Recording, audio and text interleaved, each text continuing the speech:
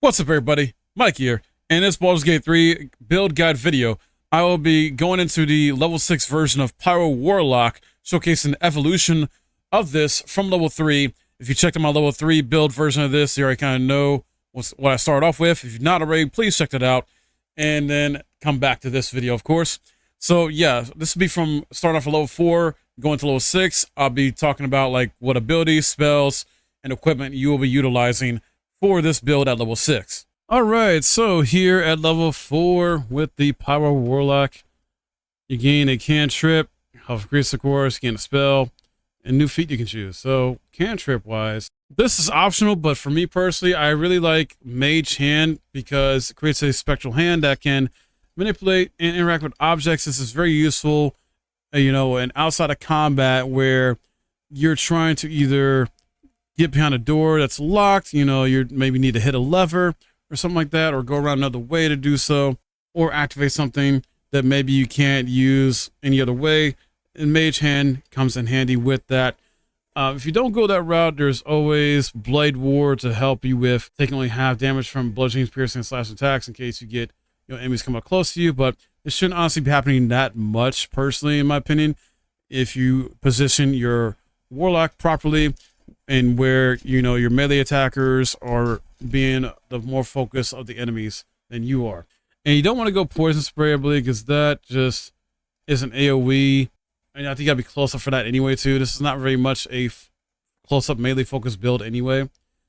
Another good option could be Minor Illusion, create an illusion that compels nearby creatures to investigate. Bone Chill, if you're going more of a necromancy type build with Warlock, I would suggest that then, but no, let's just stick with Mage Hand. When it comes to a spell you want to pick up here, there's a few options here I think are really good. Cloud of Daggers, 4 to 6 damage, conjure a cloud of spinning daggers that attack anyone inside. This will hurt enemies and your allies if they're inside of it.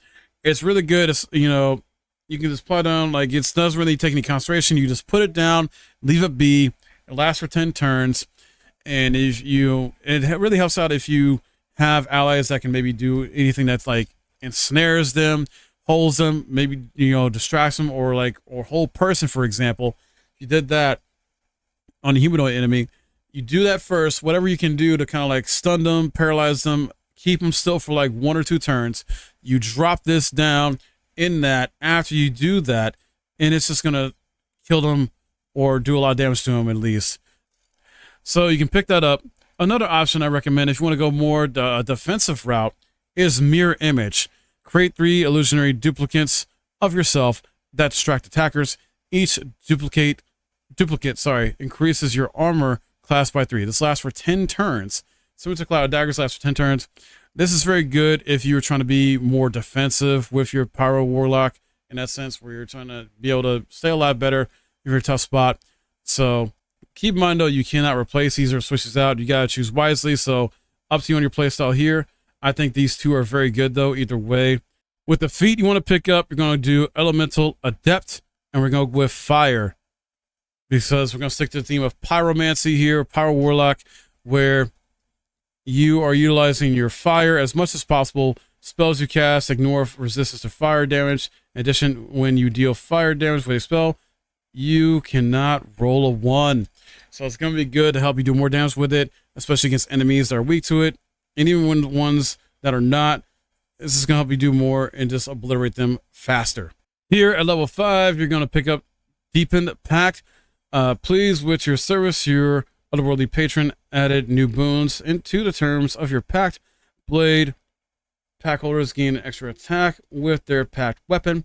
The Pact of the Chains familiar also gains an extra attack. So you get extra attacks with those. If you decide, in Tome, if you decide to go with that, Warlocks can cast Animate Dead, Haste, Call Lightning once per long rest. But I went Pact of the Blade, so now I get an extra attack with that, which is even better. At least for my playstyle I'm going with anyway.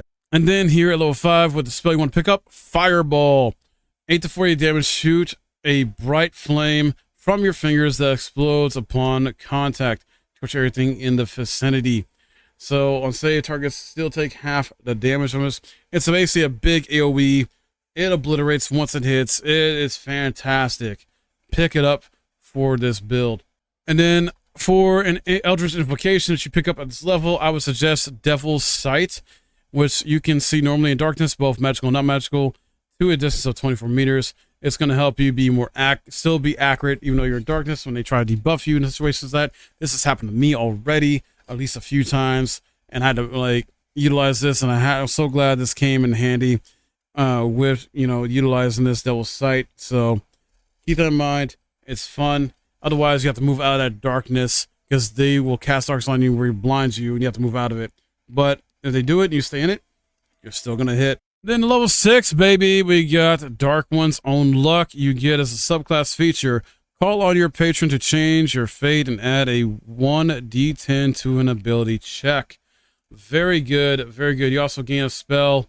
The spell I'm going to recommend you pick up is Blindness.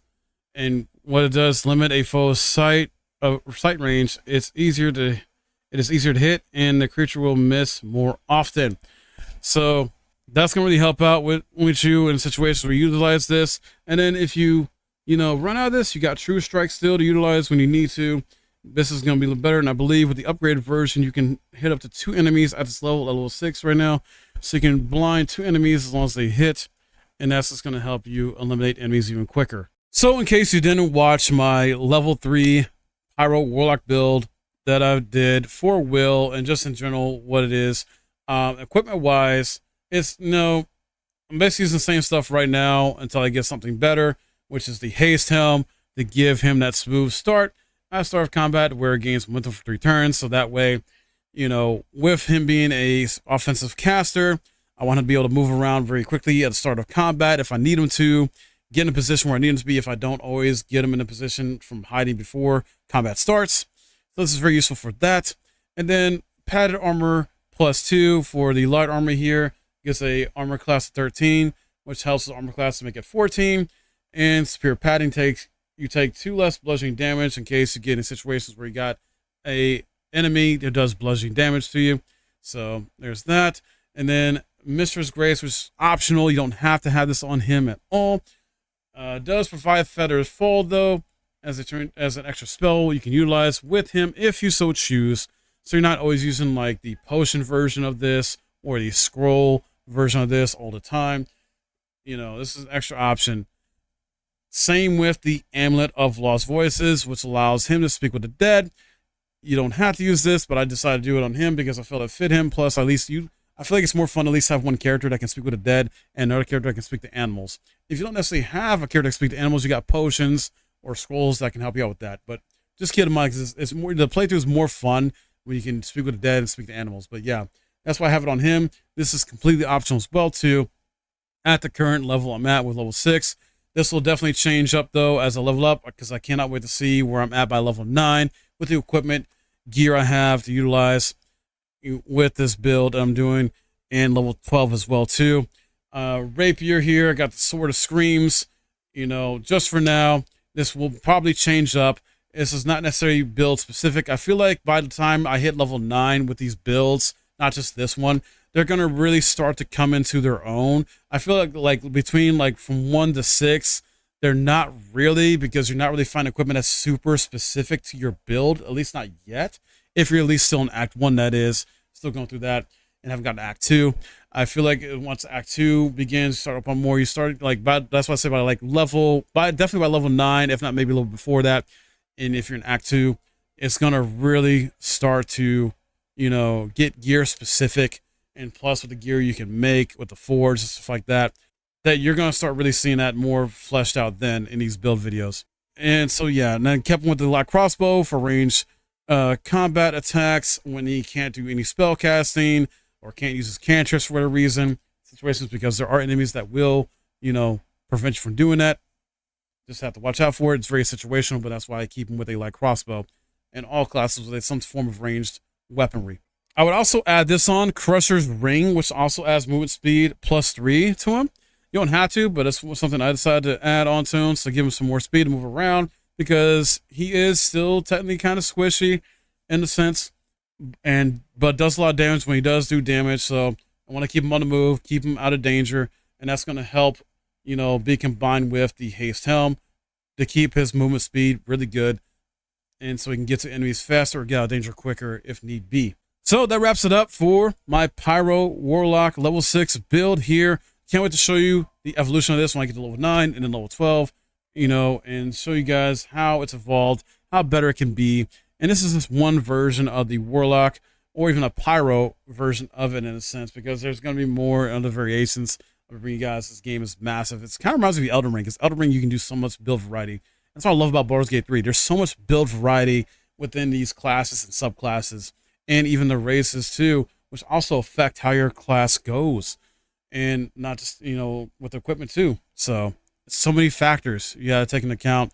But yeah, hopefully you enjoyed this. Hopefully it's helpful to you. Drop a like if you did, subscribe if you're new, hit the bell for notifications, stay tuned for more. I got other guides coming, other build videos. It's just, oh man, so much to dive into. I'm trying to do it in small portions for you guys so you better understand. As always, thank you for watching. I'll see you next time.